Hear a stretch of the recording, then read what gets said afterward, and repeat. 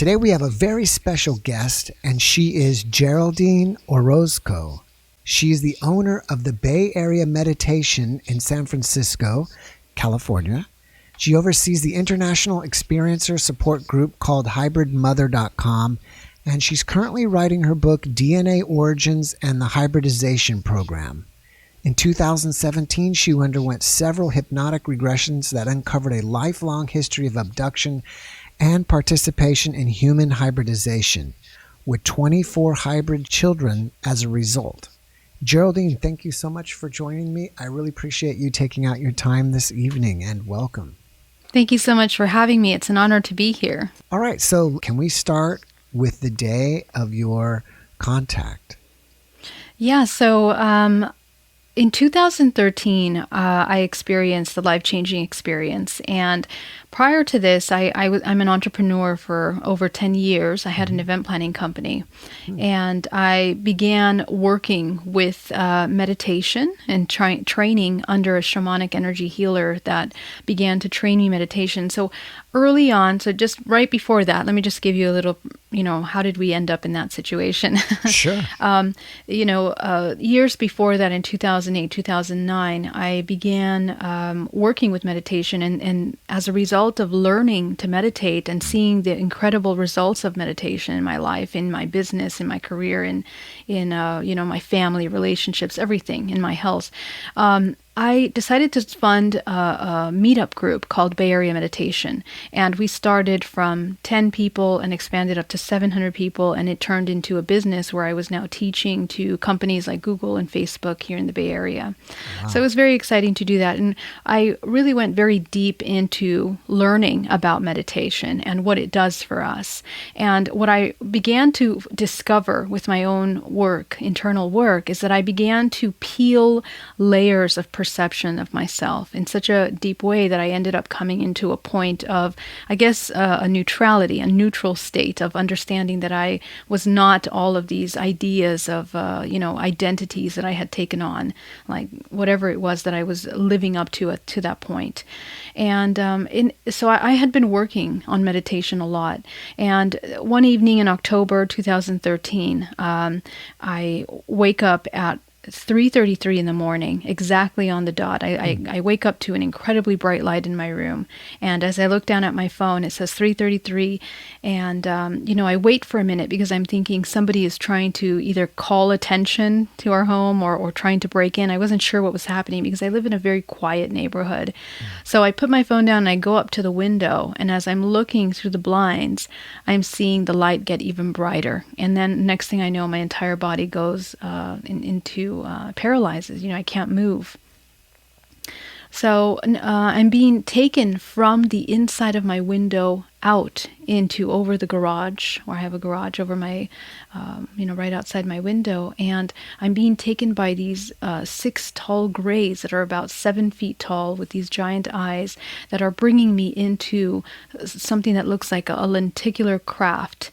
And so before that moment, I never uttered the word alien or, had them in my paradigm before that moment. So it was very interesting to see them. It was paradigm shattering. So when I go into the craft and I remember everything in detail, I came across my aunt that was also there. And they introduced me, which later on turns out that she had been abducted that same night, and she also recalls she also went through hypnosis to kind of relive that night as well. But the most impactful thing of that experience was that I was introduced to children that were presented as my own. Okay, so it was 8 children. Out of the 8 children, they presented to me a prism, which would unfold and expand holographically within the room. And every one of these 8 layers would produce a different kind of information. I was presented extraterrestrial language, some kind of language that was very mathematical, almost like an algorithm mixed with mathematical signatures, and very, very strange language that the best way I can describe it, they speak in infinities. Their concepts are in infinities. We couldn't understand how to translate that language. But they then showed me other things in regards to supposed other experiences that I had, maybe the parallel lives that I had been living at that time, or past lives that I had been living with them in the Pleiades. They showed me the Pleiades. And then they continued to present me to these 8 little lights that from the 8 unfolded in front of me, these children, 4 of them, very clearly, vividly in front of me. And it was a powerful exchange, because as soon as I saw them, I recognized myself in them, and I could see their features that were a mixture, non-human-like necessarily. They were mixed with something else, whether it was reptilian or maybe grayish skin, but their eyes were about the size of our ocular sockets. What you're recounting now, is this recounting before you had hypnosis to recount everything? This is before you did anything else later? Yeah, so this is an absolute conscious experience, physical conscious experience. And, when I was there, I could feel them in front of me. They could feel me. And it's almost as if they could read my mind, read everything I had been thinking. And as soon as we had that link and that exchange, I began to have memories in that moment of other times when I had been with them, which I never remembered before, obviously, being on board craft, taking care of them as, I don't know, when they were smaller, even being inside some kind of a surgical environment setting. So it was very, it was confusing because many questions came up. The questions were, what was my role in this? How did they come to be? What does that mean for our human race? Am I the only person experiencing this? So, the experience was not traumatic per se, but it was shattering enough where my paradigm was everything was coming into question. And as a result of that experience, a couple hours later at 6 a.m., I ended up at the end of my bed, hanging on the side. My body was aching. And, on Monday, because this happened on a Friday, on a Monday, I went back to work, sitting in front of my meditation clients. And the first thing I realized is that I am looking at a ball of light and color in front of me. I'm seeing the person's body shape, but I can see colors, I can see shapes in their space, I can see these blurry lines around their body. And what had happened is that this experience had activated psychic abilities to be able to see the multidimensional body. And I became so incredibly sensitive that I could pick up everything that they were thinking, feeling, in that moment of meditation with them. So I barely made it through that. But I really couldn't leave my house for 3 months after that because I was so sensitive. I couldn't be in groups of people. So for me, the question was, even myself, I doubted what happened because, aliens weren't even, or extraterrestrials weren't even a part of my reality. And I thought, I would call the police the moment that I woke up on that Friday, that Saturday. And because I didn't know who would help or who to talk to about it, So for me, the proof was these psychic abilities because it's something that never went away. It started that moment and it never stopped. There's so many questions that brings to my mind. One thing is, when you were with these children, did you feel they had any type of emotional connection with you? Yes. And the impactful thing about the experience is the power of the maternal instinct that entered me the moment that I connected with them. But it was reciprocated from the child because they recognized me. They knew who I was, and there was instant connection, instant recognition, not just with that one, but all 4 that I had made eye contact with in that moment. And the transference of information was telepathic. Whatever they would think back to a memory of a time that I had been with them, and that would pop up in my mind. And it's almost as if it was like an instant download between all of them, where we became reacquainted with each other, because at that moment, all the memories started flushing back, they knew who I was, but for me, I began to feel very sad. They knew that everything was okay. They felt like it was okay, or everything was as it should be, based on what their role is as these children. But of course, myself, I went in emotionally thinking, am I supposed to take care? Am I supposed to be responsible for these children? But I hadn't known about them. So, these are the things that happen, and what they do is they remove you of your emotions immediately throughout the steps, because in the very beginning, when I was being brought uncrapped, I was terrified, and they immediately remove your emotions. This extraterrestrial basically moved his hand and said, calm, in my mind, calm, and immediately all of the emotions left my body. And they did that to me 3 times throughout the night.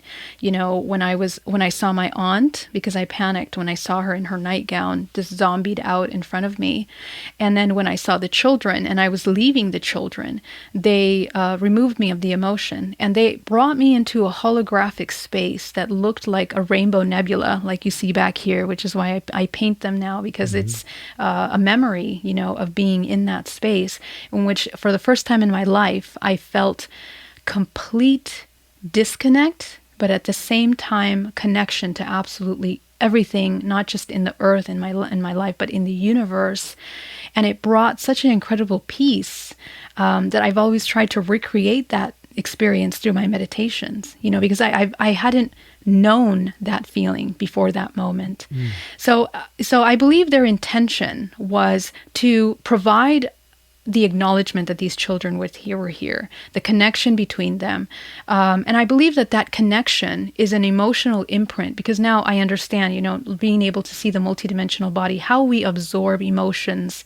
Literally, when we exchange feelings, emotions, thoughts, it's being imprinted in our energetic space, in our energetic body. So I feel that that's instrumental for the development of these children. And that's why a lot of these mothers, hybrid mothers, experience a very specific procedure, right? Everything is in order. They have the insemination, the gestation process, the extraction, and then they have a presentation where the child is presented to them. And I keep hearing this over and over again with a lot of mothers, men and women, that have experienced that hybridization program.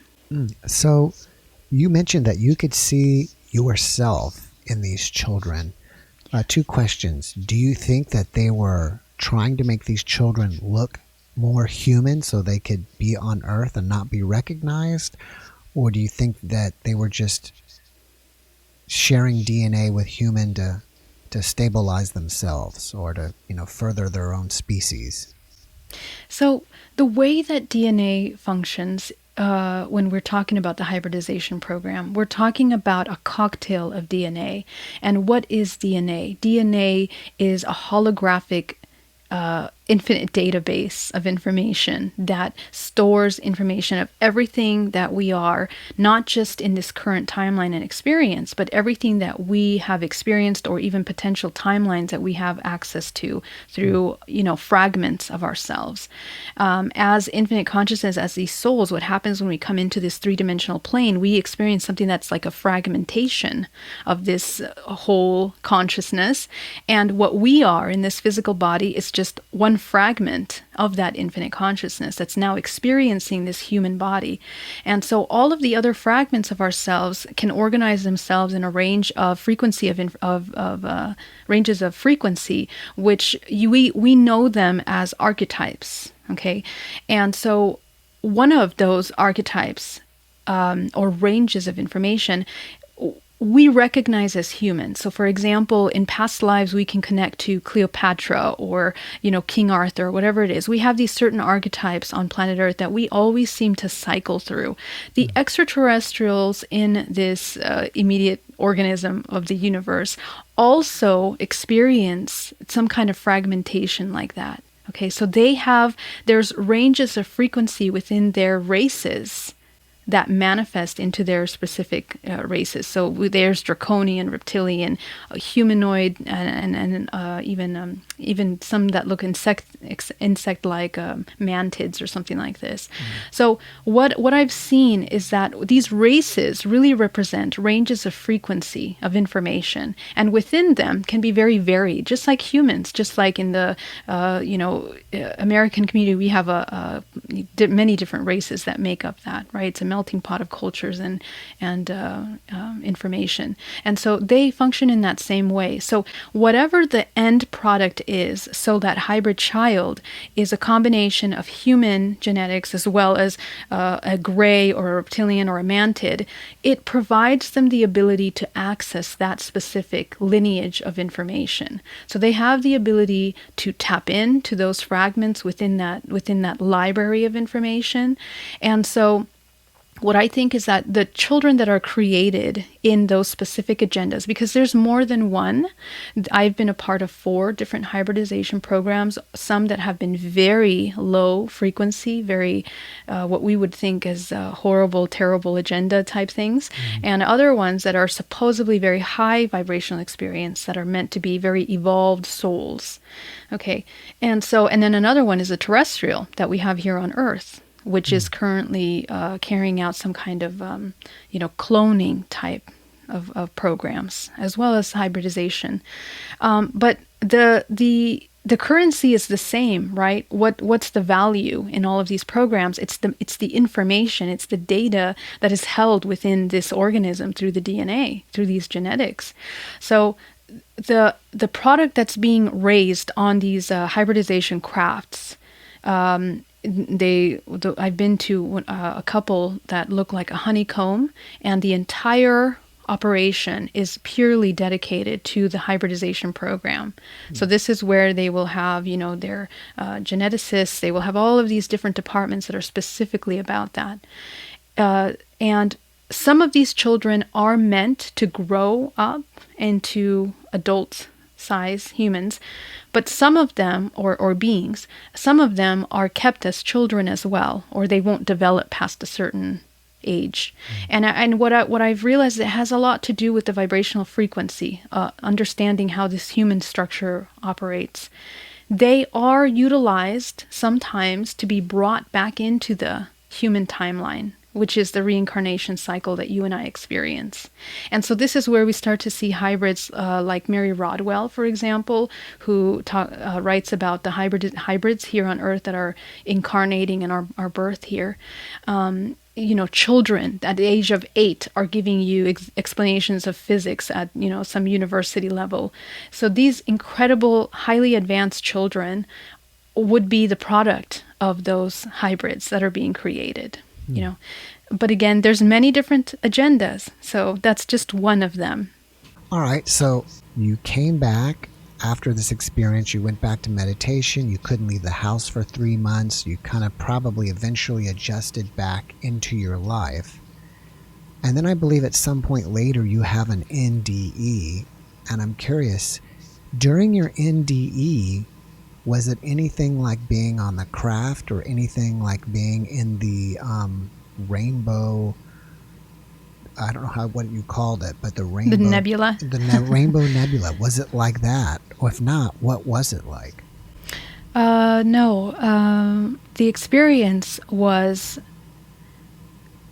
I'd like to say, it was a violent detachment of the body. Okay. In which, you're at the moment where you're leaving and everything goes black, and you start to see that white light, that tunnel of white light.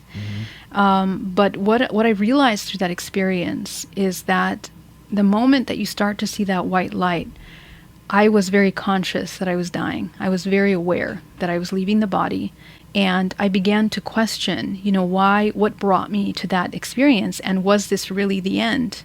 So at that moment, I do energy healing and energy work. I began to ask myself, what are the contractual agreements to this? Did I not do something? Did I go down the wrong path? Is this in alignment with what's supposed to happen? Because the first thing that you begin to think of is the suffering of other people, like your family and the people closest to you.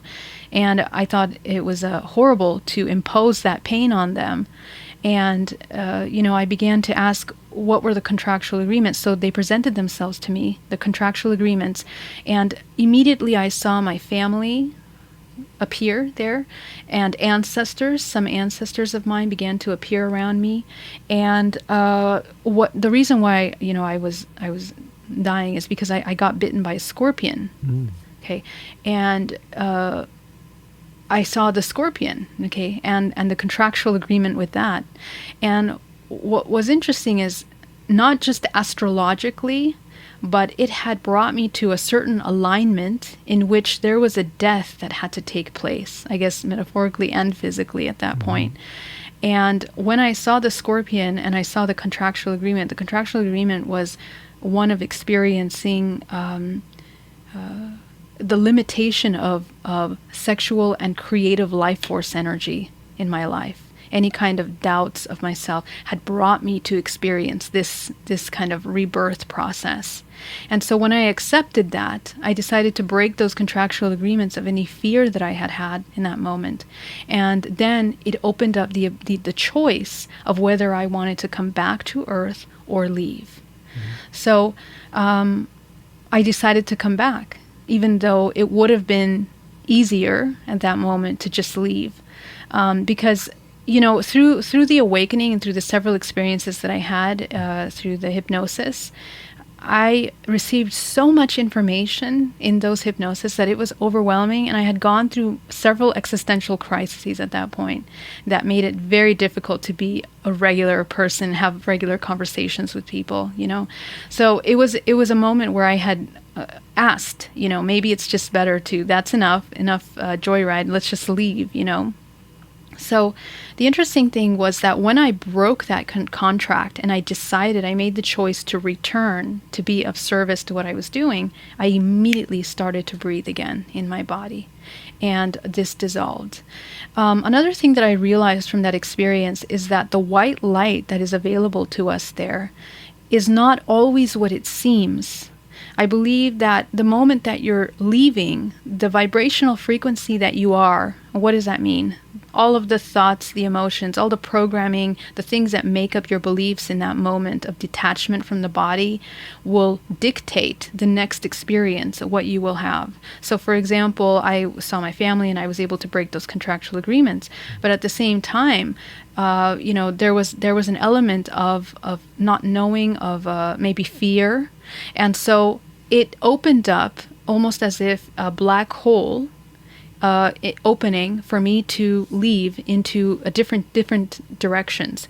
One that would lead into a place where I would choose where I wanted to go, and another one that would bring me back into the reincarnation cycle. And I chose not to come back into the reincarnation cycle by breaking those contractual agreements. So what that taught me is that what we are on another level, on the highest level, we are an interconnected network of information, this human race, that has a choice of employing free will. But a lot of times we're not aware of that because we think that we have to continue with the information that is being produced by what we're holding in our DNA, which is, all the ancestral programming that we're experiencing here on planet Earth. We have the option to break and disconnect from that in order to experience other things. So I think, my life has been an example of breaking those contractual agreements until I came to this point of complete neutrality. And so that death experience activated the ability to see holographically into timelines for people through that experience. So it kind of changed my work a little bit. I need to ask you something because I want to clarify it for myself. You use the word quite often, contractual agreements, I believe plural. So who are you making these agreements with? Yourself or with Source or God? And when are you making these? Are these something like, or is this something like, okay, before I reincarnate, I make an agreement with somebody that I'm going to do A, B, C, and D in this life and so? Or that's a great question. Yeah. So what are contractual agreements? They're experiential agreements is what I should say. Okay. So, and we make experiential agreements every moment. When I speak to you, my intention behind my words is creating an experience, and it's creating an agreement that we are both experiencing something at this time. And we create those agreements with everyone in our lives at all times. The problem is that when we are in hypnosis, in a state of hypnosis, and the majority of our reality is designed to maintain us in a hypnosis, whether that's through music or television or, just going into monotonies of experiences, we tend to check out because we're not comfortable with our feelings and with being in states of unknown or discomfort.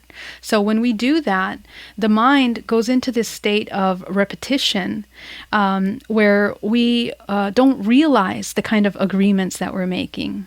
So, and what runs the show is everything that's in the subconscious mind. So, for example, if the majority of my life I've experienced a lot of trauma, then my experiences right now are going to be looking at those files of trauma and making sure that I don't touch any of that painful past. So I'm going to form my personality and my expression, the way I present myself, in that way. That's a language. That's a vibrational signature that is, in a sense, a magnet to attracting the matching events or experiences for that belief, So when we talk about breaking these experiential agreements, all we're talking about is just becoming aware of your contribution to experience any number of things. And so when the thing is that we have many fragments of ourselves. So we make these agreements not just in our everyday life, but there are even fragments of ourselves that are created through trauma. So anytime we experience a moment of complete helplessness or, disconnect, we become fragmented, literally, energetically, and it's almost as if the soul becomes fragmented. We become suspended in that timeline, in that experience, and now it becomes a reference point for us. An emotional reference point. So what we want to do and how we come into that wholeness, a 0 point being one, healing, is by going back and dissolving those kinds of incomplete truths in order to reintegrate and create different perspectives of our experiences. And that way, now having a more broad perspective, not limited from just certain beliefs that are created from those experiences. So this is how we break those agreements. And in dream time, we also have the ability of experiencing these kinds of experiential agreements. A lot, we bring in fragments. We tap into fragments of ourselves that are in the astral plane, that are tapping into the Akashic records, that are tapping in, basically, the Akashic records are a holographic network system, a library per se, of all of the events that have occurred on this planet Earth and this plane that we all share, and also ancestrally within our DNA. So when we tap into this information, we have access to a lot of repetitive trauma that's gone down our family lineages. So this stuff, unless it's resolved, it's going to keep coming up. And the way it comes up in many funny ways. It can come up in an extraterrestrial experience, and it means that has been something that has gone down your family lineage, and it does actually. Majority of the experiencers, and this is by a paper roll experiment that was done. And I'm sorry, I have the worst memory for names, but it's on my website, hybridmother.com, that was able to do a survey, interviewing over 1,000 experiencers. And what they found was that, the majority of them in their family, they have all experienced contact. And it was the same for me without even knowing. When I came out public with my experience, my aunt had, all my aunts down my mother's line had done it, and so had my father. But nobody had ever spoken about that before. So see, we are repeating these experiences. And so that's what these contractual agreements are. They are also defining the families that we're going to be born into. So when you think about the hybrids that are being made, everything is so incredibly designed, and it's by this vibrational resonance that we connect with one another, these souls. So we're kind of put together to experience things collectively, and it's happening here on Earth, and it's also happening on other planets and other spaces. You have an amazing amount of knowledge on this subject, and I want to know Did you have this already before your contact, or did this come after the contact? And is this something that was just given to you, or is this something that after your contact you decided to look into the subject more and research and study? No, this is something that was a product of a couple things. Complete deprogramming, matrix programming. I call it matrix programming. It brought me into a state of zero. And when you come into a state of zero, in a state of neutrality and a constant observation, present moment, you have access to infinite amount of information. Okay. And so when I went into hypnosis, I was a clear slate. There was no more trauma, there was no more suffering, no more pain. So it was just clear. And so I believe that's what lended the ability to review my current life and then go into past lives to the origin directly of how this contact experience affected my life. And so I was brought to Mesopotamia, and then, as I was saying, I was shown a map of the world and how these bloodlines seeded life on this planet. And it basically took me through the whole history, of the world. And every hypnosis session after that just downloaded, or I guess in other words, it's almost as if I traveled the universe and was able to see how the universe moves, how energy moves through ourselves as consciousness, how it moves through all things like these celestial bodies. So it began to really form a really interesting view of our reality, So I don't believe that any of this could have been read in any book. And, I don't read any books even now because I'm writing my own book. And in order to keep this information as, untainted as possible, I try not to watch TV or watch movies and just write what I'm doing. And then you guys can make up with your mind what you feel, because it's just my personal experience. It's my perspective through my experience. So if anything, why I talk about this is to inspire you to find your truth through whatever experience you're having, because it might be different. Right. Yeah. So in 2017, I believe, is when you started seeing a hypnotherapist. What else did you learn from your contacts that you haven't told us yet?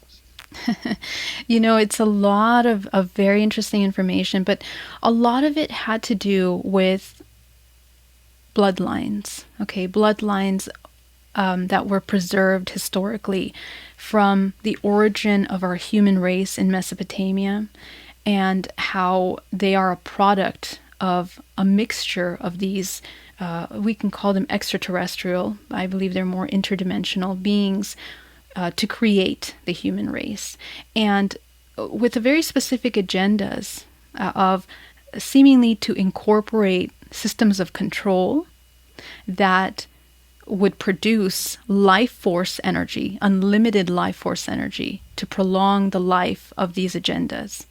So these bloodlines went down from Mesopotamia, coming out into Asia, into, Russia, to Africa, going into Europe, into, the royal bloodlines, into the Vatican, going all the way into the presidency of the United States.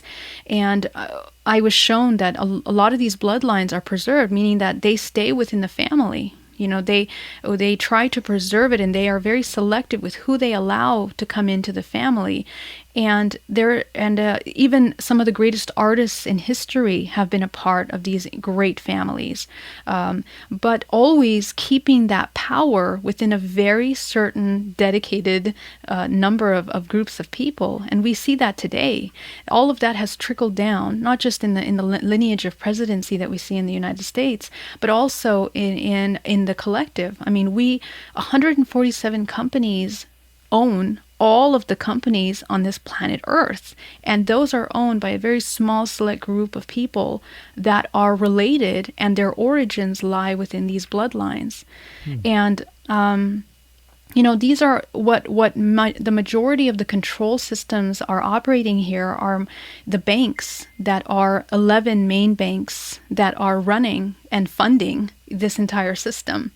So when something goes into a monopoly at that level, you really start to question, where does that leave me? Where are my choices? Who are they? Is it in my benefit, or is this in the benefit of these great corporations that are basically running the whole show? Everything from your entertainment to your education to the food you're eating, to the pharmaceutical industry, medical industry. So you really begin to look at how historically our race has really experienced a lot of suffering, in that. And a lot of experimentation also, of many things which are new technologies that have been put in historically, everything from Hitler, to the huge pharmaceutical testing in Africa, to the movement of arms and weaponry in the U.S. and with Iran, and all of these countries that are continuously made to be in a state of war. It's like everything was specifically designed for a purpose. So when you wake up at that level and you start to look at the world this way, you really start to question, like, where does your free will play? Do you even have free will, or are you a product of a society that is maintaining your mind, your body, and soul in a certain state? And what's the purpose of that? So the next level is, if the currency is the information, now connecting it to the hybridization program, because we are basically a hybridized race.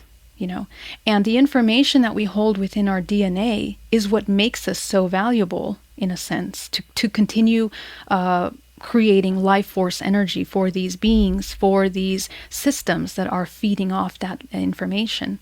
So, this was the information that was shown to me, and I at the time hadn't realized, and even uttering the words and then the names of these ancient races like the Nephilim or the Anunnakis, or any of these concepts, I had not even touched in my entire life before. So it was interesting to tap into that. And it really goes to show what happens when we clear the slate, and have ability to tap into some information. It doesn't mean it's absolutely accurate, but it does allow you to have a different perspective on how you're looking at the things around you. And from there, I researched. Right, I started to research, and everything that I had been shown in my regression was correct. There was plenty of evidence for these things that were very shocking. In your regressions, did you happen to see like points of time when they would be extracting children from your body?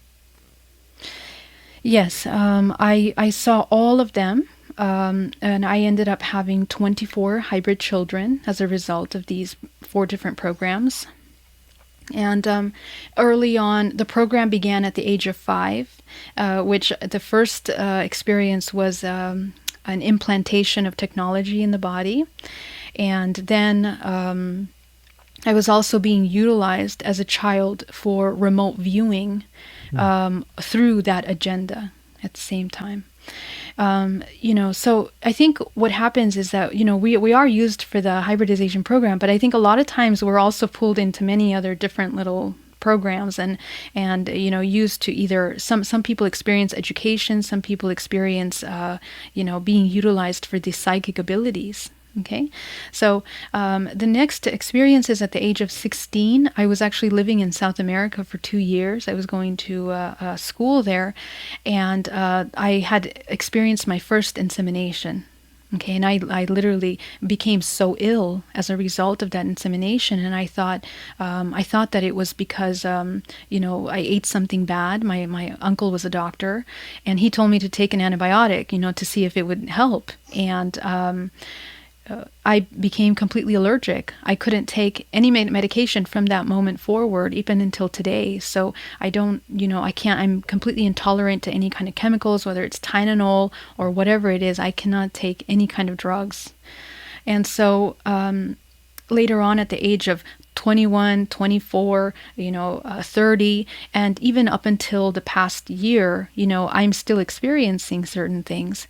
The most impactful experiences were the times where I would become pregnant without being partnered, and literally have every symptom of pregnancy show pregnancy, and then after 3 months, the fetus is gone, and it would look like a miscarriage of some sort.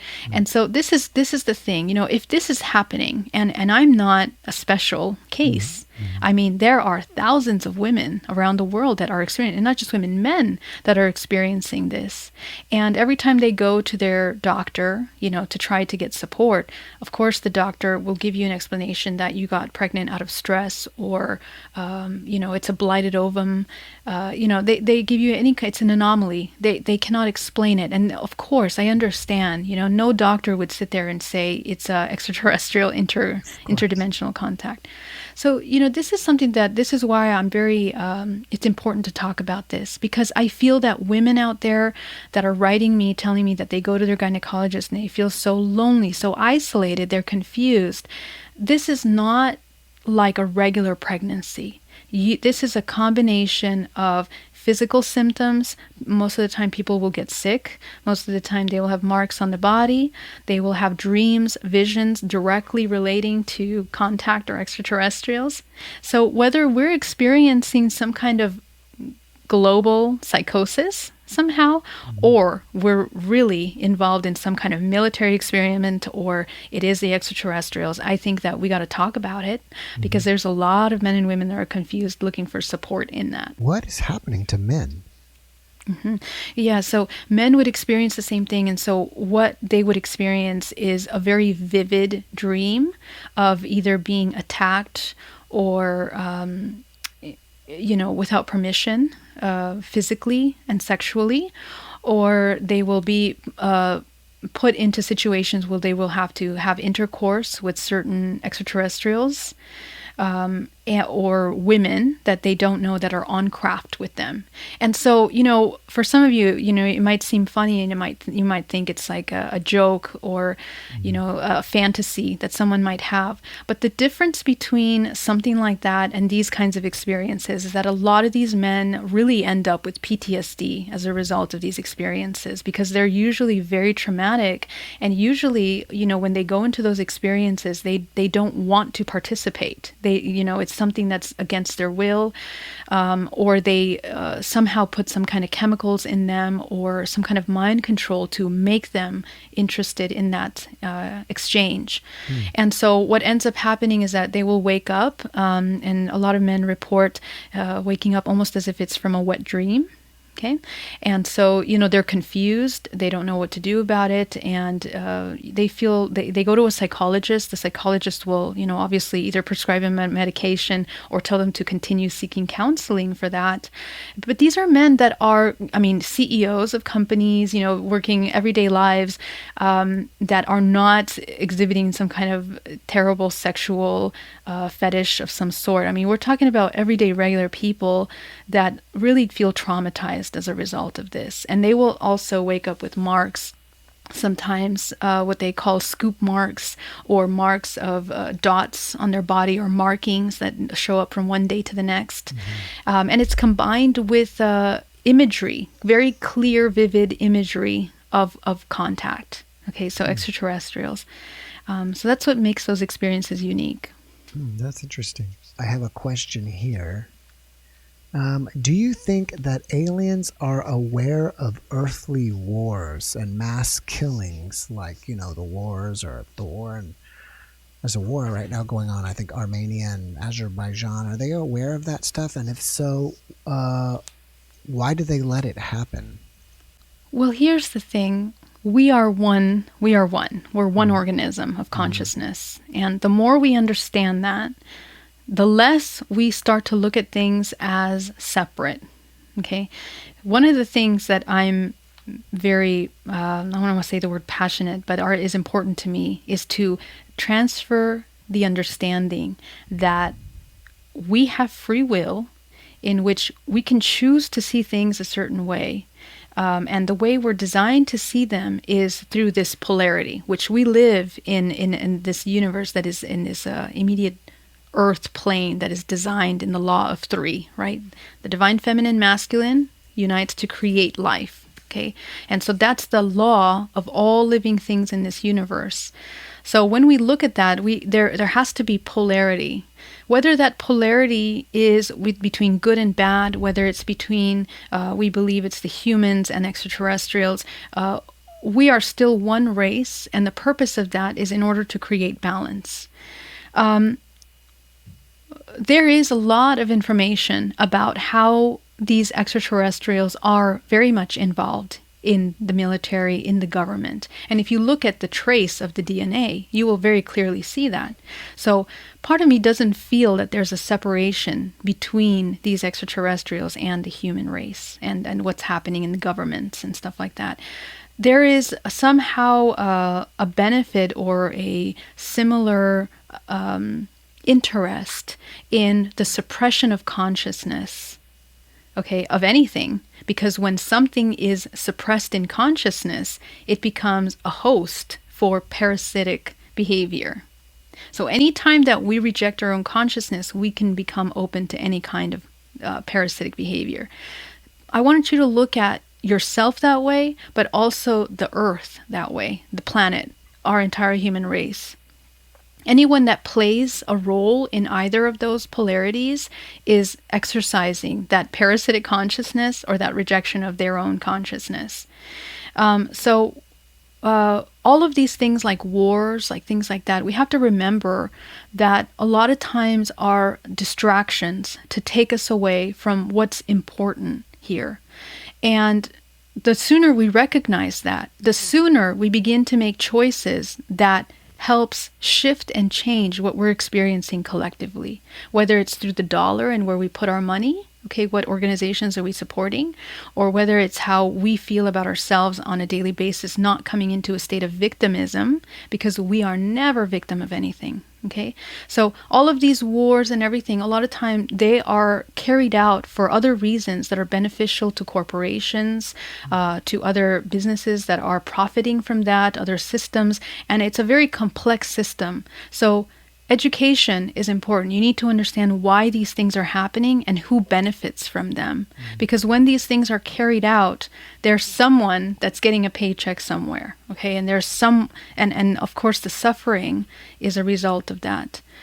All of that contributes to the feeding of these low vibrational frequencies that we emanate as a whole race. So it's incredibly important to understand that, because when we come into a state of suffering and horror, when we see these things, we emanate at a very low vibrational frequency, and we are more so becoming entangled and attached to the physical plane, which utilizes the first three chakras to manipulate and control the humans. Okay, and that's how they continue to provide life force energy to sustain these kinds of agendas of control. So I guess the invitation is to try to pull away from looking at things from black and white. If you look at it from a place that we are one, whether it's extraterrestrials, whether it's these people against these people, sooner we'll be able to transcend and see the difference between distractions and what we really need to do in this world, which is to create a unity consciousness. And that works on Earth, and that works even in the galactic space with all of these different kinds of races, because they go through the same kinds of things. It's polarity playing out. You mentioned dreams earlier, and I wonder if you know a lot about dreams. And I haven't had these dreams in a long time, but a few times in my life I've had dreams where they have seemed more real than real life.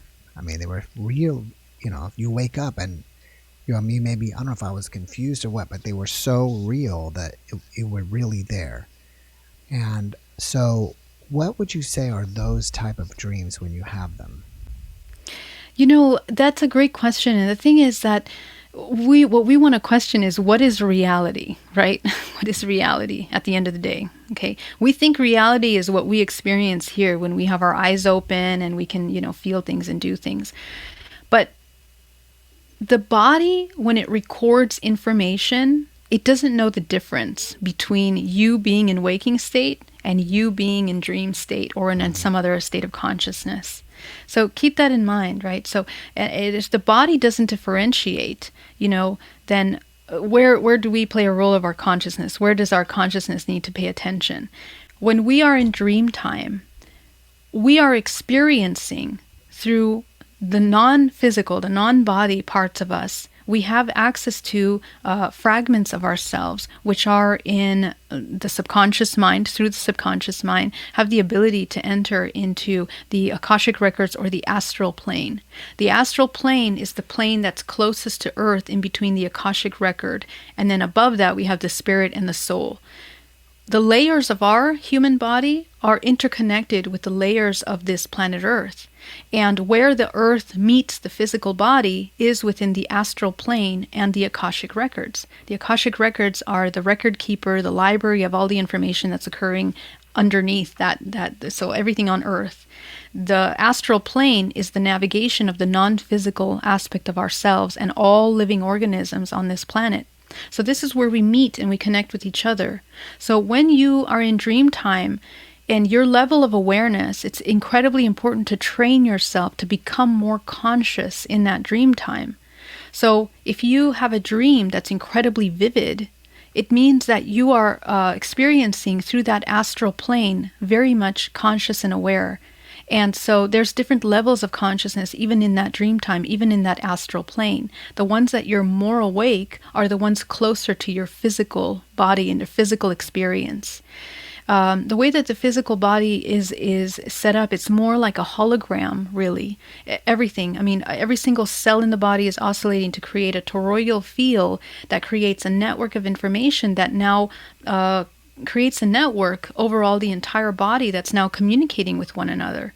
And one of those, so the brain communicates with every part. The brain doesn't store the memory, the entire body stores memory. Okay, so holographically, everything that we are holding on to in the body can be projected into a memory or can be projected into dream time, and we can live out those experiences. We, within that space, have fragments of ourselves that are in the future, in the past. Those can be extraterrestrial parts of us, and that is being reflected from your DNA, whatever you're storing within you. Every single experience that you've had, every lifetime, which time is not linear, it's more like a spherical form is what time looks like. And we're just looking at those reference points. We're just activating those reference points through the subconscious mind, and we have access to those points through dream time. So it's great that you had a very conscious experience. A lot of times what we're doing in dream time is what we're not doing in waking time. So whether that's your spiritual work or some kind of healing, we all have our personal dictionary as to how we need to translate those dreams. And they're very personal. They're very unique to your experience. So connect with it, dream, meditate on it, and try to understand what is the message through that. What part of you is experiencing that and why, What do you think about when you dream about people in your dream that you have never met in your life ever, never even seen these people, and somehow you're interacting with people in a dream state like that? Yeah, absolutely. And that's your fragments. You're meeting your fragments of yourself. The way that the body looks like, it's like a spider's web. Think of a spider's web. You're at the center of that spider's web, and every single point that's a connector, to that web is a reference point of information. And so, like I said, we're one. We're one human race, and you may think you never connected with that being before, you never saw them, but you're tapping into the part of you that has. You're tapping into the part of you that has. And so for me, for example, my dreams, a lot of time I'm doing healings on people that I have never met before. Okay. But there's been occasions where later down the road, I will get an email from a client and they will write me and they will say, I had a dream with you. And I've never met them before, and we were doing work. And it turned when I see them, their profile or I see their picture, it was the person that I saw in my dream. So it goes back to those experiential contracts that we were talking about earlier. As one race, we have agreements in this lifetime to reconnect with those parts of us. And everyone is a mirror of ourselves. You're a mirror of me. All of these listeners here are mirrors of us in some way. And so we were reflecting back certain information that's key to this moment for us. So the thing is to pay attention, right? To pay attention. What's the exchange that's needed? What's the lessons that we're learning? Or, what's the new thing that we're experiencing in that moment? I think when we begin to dissolve those contractual agreements, not only are you affecting yourself, but you're affecting your entire ancestral lineage also. Keep that in mind every time that you do some work. The people are affected. And this is how we unite globally, how we can come into that collective consciousness. No, I think that you mentioned that you are still having some type of contact. If I'm right about that, if you are, do you know what's happening consciously, or do you occasionally go get hypnosis and then see what's been happening to you more recently? I don't really get hypnosis anymore because it's all very conscious now. And as a hypnotherapist, I hypnotize myself when it's necessary, if I need to. But I just recently had contact experience where I saw UFOs, and that's not something that that's been very big in my experience, is seeing a lot of UFOs. But literally a couple weeks ago, I saw the UFO, and I was out jogging with someone, and when I felt something looking at me, and when I look up, I see the UFO, and it's literally hovering above me. And when I say UFO, it wasn't a craft, it was just a light that would just continue to follow. And 3 of them appeared and were moving around in incredible ways, and then moving out, moving up out of the space. So that it's not a drone, it's not like a airplane, or maybe even military. Maybe it's military. There's a lot of military craft that has a lot of advanced technology that we don't know about. But it was interesting. But what followed that was the dream. And I always know that I'm going to have contact because my awareness will change throughout the day. I'll become aware of myself and some kind of inner connection of some sort that becomes aware. And also there's pressure. The pressure changes in my environment several times throughout the day. And I know that that's an indication that I'm going to have contact.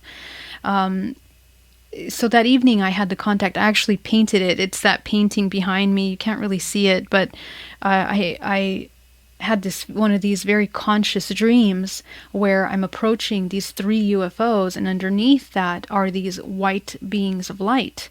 And so they transfer some information to me. So these are the things that happen, but what's interesting about these experiences is that this is your own consciousness talking to yourself. Okay, there is nothing outside of you. We are co-creating these experiences. And somewhere in the subconscious mind, part of me wanted to experience this. And so it brings forth this experience.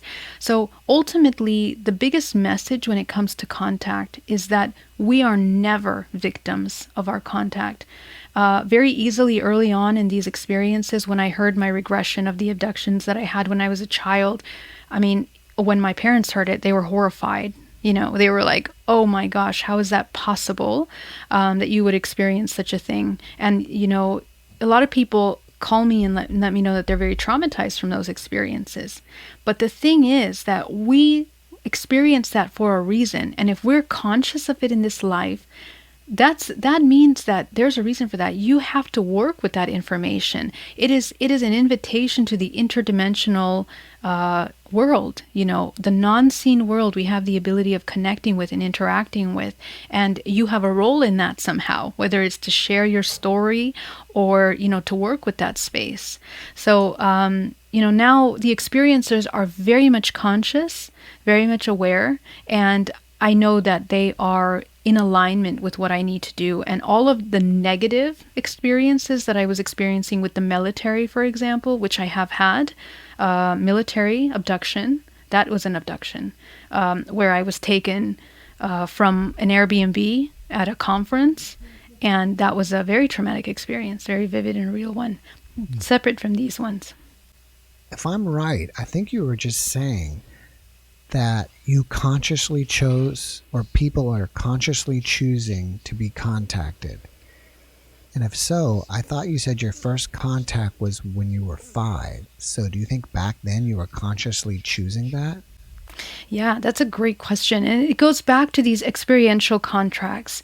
So, after researching my own hybridization program, my question was, where does my free will lie in the fact that I didn't consciously in this life agree to be implanted with these children and give birth to these children? So, at what point does my agreement for this take place? And what I found is that we make these agreements, throughout this entire human experience of reincarnating. Any time that we reincarnate in the physical reincarnation cycle, and that is basically a matrix, a holographic network of information that is in this timeline that we're experiencing. Anytime we choose to come back to this timeline, this collective experience, we are abiding by the laws of this creation. And in this creation, we're experiencing polarity. And when there's polarity, there's always going to be an exchange between the light and the dark. There's going to be parasitic consciousness, and there's going to be aspects that are non-conscious of themselves, that open themselves up to that parasitic behavior. So you can experience that at any time in your life. Like we mentioned earlier, you can even in dream time be traveling the Akashic, or you can be traveling the astral planes.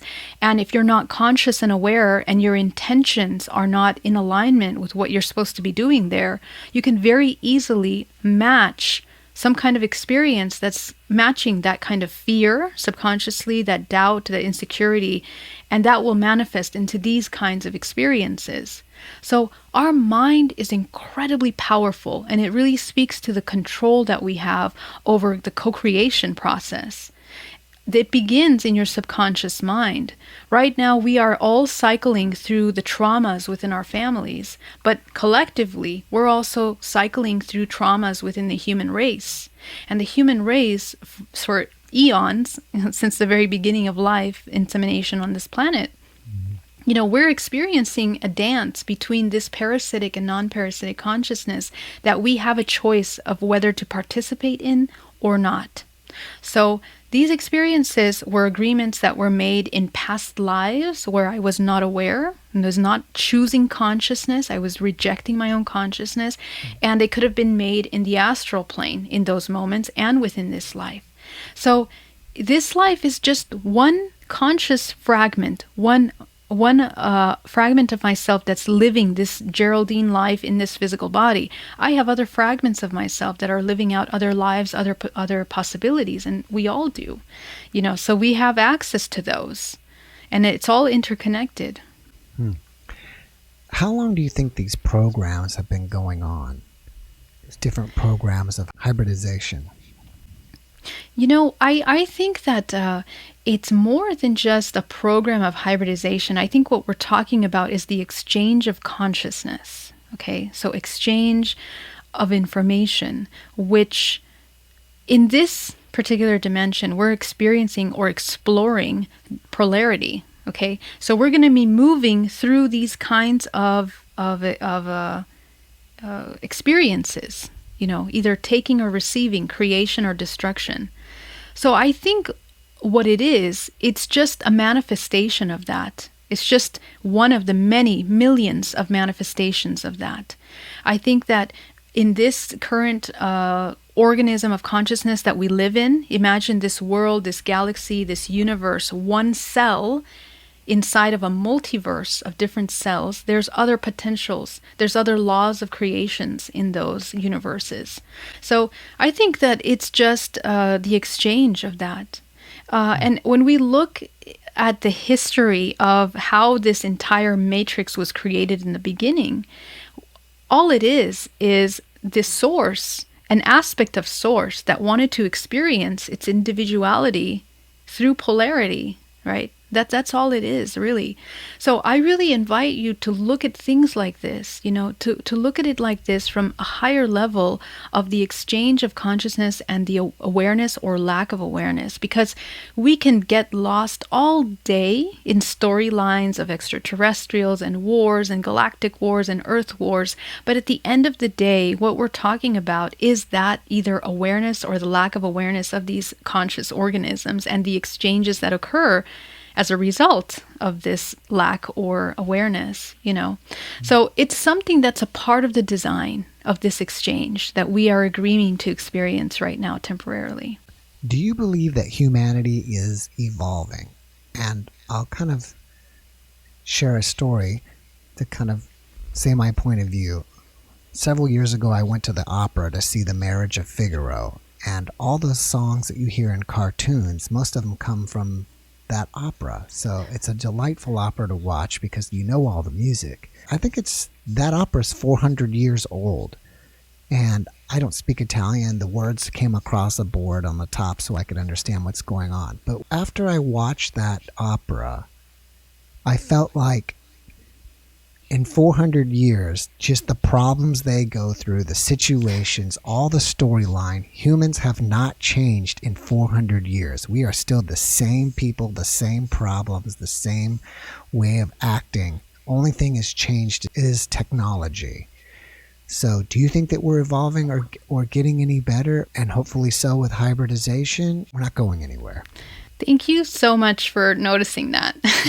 Because, in my early journey, that was one of the questions that I had, and even before I even got into any of this, when I was experiencing suffering, thinking that I was a victim of my life early on when I was in meditation journey, my question was, why do we experience suffering? And I had the same question. Like, we experience for centuries the same stories. The mother is not here or is here. The father's not here, is not here. We have broken families, broken cultures. We have religion doing this. There's so many things play a part. It's like they have these designated roles that create a very structured, compartmentalized reality that we're experiencing. So, what I found out, what I have seen through my journey and through all of this information in my research, is that we are part, when we enter into this earth, we are adapting to these archetypal lineages of thought and consciousness that we are assigning ourselves to experience. So when we enter into those lineages of thought, our life is going to match that, whether it's going to, heighten those experiences, trigger those experiences in order to experience that lineage of thought. So the question is, okay, so how many lives have I reincarnated here? Hundreds of thousands, maybe. We've all been here such a long time. Why do we keep coming in and we keep relearning the same lessons of pain, of suffering? Ultimately, if you narrow down all of those different experiences, you're going to be met with two polarities that you're experiencing. We're all choosing between either love or fear. At the end of all of those experiences, those are the two roots of experience that we have to choose from. And so at the end of the day, what we're here to do is to choose from those two. And one of them is a destructive life force energy, and the other one is a creative life force energy. So I think that it's something that I hate to use the word trap, but it's like a reincarnation trap in a sense, that when we come in, we're assigned to these storylines to experience, but it's up to you and the awareness that you have of having free will in order to choose whether you're going to play along like the theater with that lineage that was assigned to you, or you're going to break that program and find what you are. Because when you do, you realize that you are that fractal of infinite consciousness that's not limited to the beliefs and programs and pain stories that you thought you had to live through and be a product of. The human has the choice of changing timelines just by making those choices between fear and love. So, whether we are evolving, the entire universe is moving in a structure of a spiral. And this is actually scientifically proven. We're actually moving in the form of a spiral. And what that means is that evolution is inevitable. We are in constant change. We are constantly evolving from one point to the other. And every time that we move in this sphere, we are moving through dimensions constantly, multiple dimensions. Right here, right now, you and I are moving through many dimensions at one time.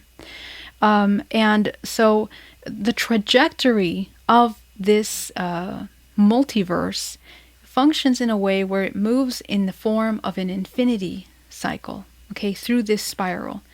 And the closer it gets to the center point of that infinite trajectory, things begin to speed up, okay? It begins to oscillate at a higher level. This is the point that we are reaching right now, okay? At the far ends of this infinity cycle, it's slower, okay? So we're coming in and out of these cycles in history. And if you look at history, it's very interesting. You do see that pattern. It's like every time a civilization gets to the highest point of their technology, it's almost as if a certain reset happens or a certain shift happens in the planet Earth.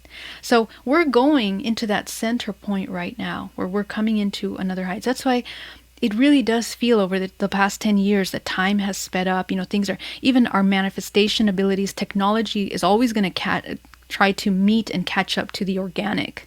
So we're coming into transhumanism now, right? And so all this technology is coming out, the consciousness, how we tap into telepathically with one another. All of these things are becoming activated within the DNA because we're coming to that point, to that pinnacle point in this evolutionary cycle. So our awareness of spirituality is inevitable. It's just the choice. What happens is that if you don't catch up to that vibrational frequency that we're moving in collectively, more than likely you will go through a recycling system, right? And you'll, come back into this reincarnation cycle. So, is evolution something that we're going through? I think it's a natural part. I think we're constantly evolving through it. And I think that our awareness dictates how you experience that evolutionary process. And that's it. Do you think that with this evolutionary process, it appears that UFOs are being more disclosed now? They're more in our psyche now. More people are having experiences, contactee, like even I think recently I saw that Miley Cyrus saw an alien and looked at it in the eyes. So do you think that all of that is also, with our evolution, where they're becoming more apparent on the planet? Yeah, and with this question, I forgot to answer the part of the hybrids. How are the hybrids playing a role in that evolution? Do I feel that they're playing a role? I mean, I think that they are genetically modified to much like artificial intelligence in a way, in order to support the system as it's jumping through technology. It's going into higher levels of technology right now. And in the next 3-4 years, we're gonna feel a very huge leap in technology, things that have been building up to this point, and especially what we're going through right now in the world, which will enable a reset of that technology and implement a lot of technologies, like things that have been happening in China, for example, with this kind of unified surveillance system, rating systems. All of these things play a role, and our genetic information has been put into databases for years now, okay, through 23andMe and all these different companies that are holding on to that. So the next step, I foresee that the DNA will be kind of like your new ID system, I think, in the very near future. So when we talk about hybrids, for example, I think that these highly advanced beings that are being put back into the reincarnation cycle are, in a sense, markered with that intelligence, with that consciousness that will help lead and move that technology forward. Now, part of it, I believe, are specific agendas to push that technology forward.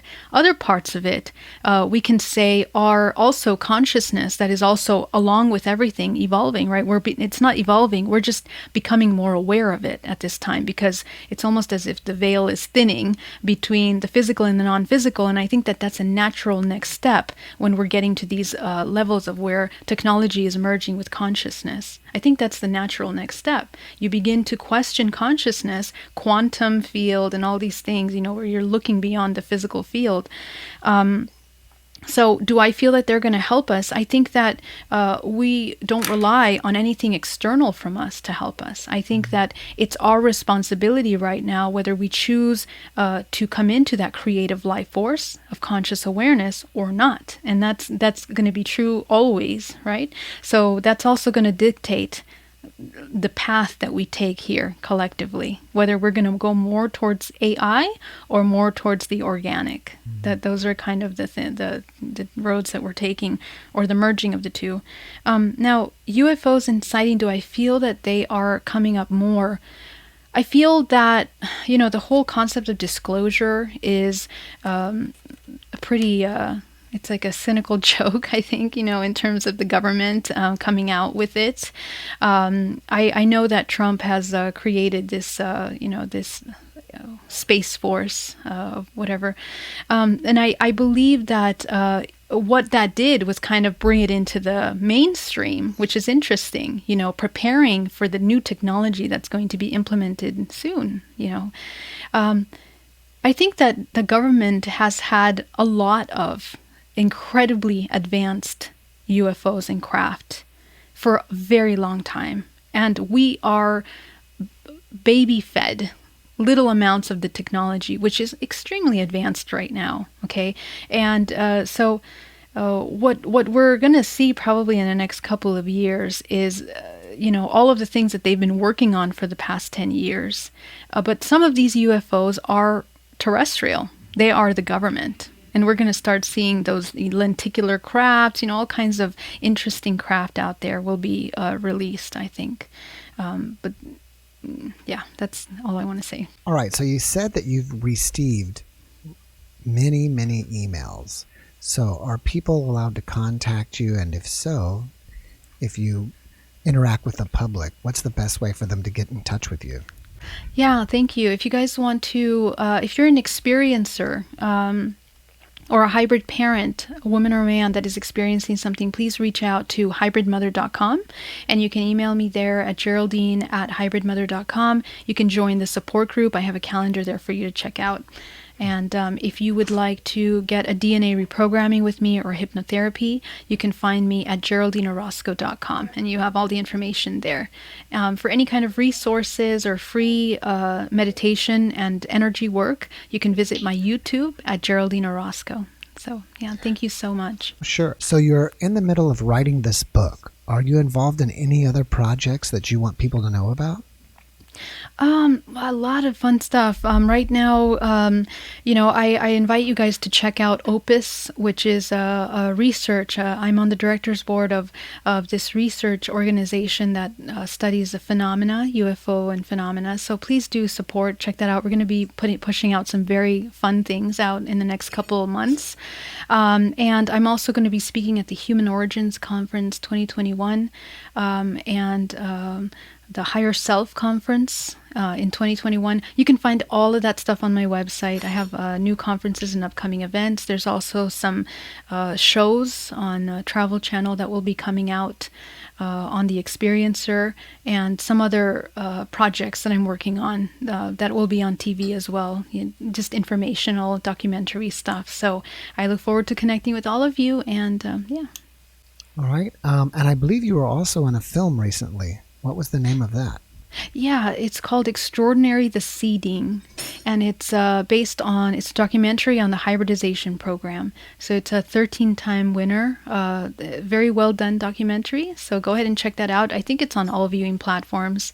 You can check out. All right, Geraldine, before we wrap it up, do you have one last message that you'd like to share with people?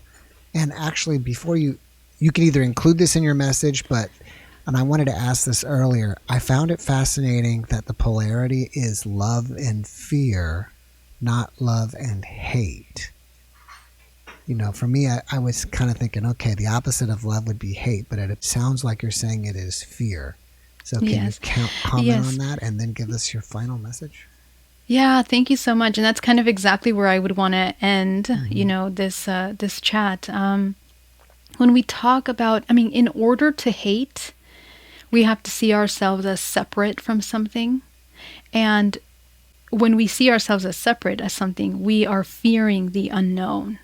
So the root of all these emotions, in, let's say, the lower ones or the ones that are more separate consciousness, is fear. So in order to hate, you have to fear first. You fear something that you feel very separate, disconnected from. So the message that I have is, the key to unlock this incredible potential of the human body, this incredibly advanced biotechnology that we are, is to embody unconditional love. And the love of the self is something that we have to train ourselves, teach ourselves to do. And it's something I'm very passionate about teaching. I do have courses on that. You can definitely reach out if you want that. But the purpose of that is that just by the design, as infinite consciousness becoming aware of itself through all possibilities, we are that. It's like a ray of white light that is shining on a prism that then fragments into a rainbow spectrum. We are that rainbow spectrum. The chakra system is that rainbow spectrum. So what we're experiencing through this polarity is an opportunity to return or to experience going through that fragmentation into that whole white light again. And that white light is that unconditional love, which is all inclusive. It is taking everything as a part of yourself, and that is inherently the design of all things micro, macro. So the sooner we come into that consciousness, into that state of awareness, the sooner we activate the superpowers that this body has, such as intuition, such as co-creation, manifestation. We begin to play the real game of this matrix, okay? And we come out as a creator, that God-like being that we were designed to be. So I just leave you with that, and thank you again for having me on this platform. It's been a pleasure. Oh, yeah, that was a great message. Geraldine, thank you so much. I really appreciate it. I wish you massive success with your book and everything else that you endeavor to do. Thank you so much. Thank you for having me. Much love. Thank you. Have a good night. You too. Bye-bye.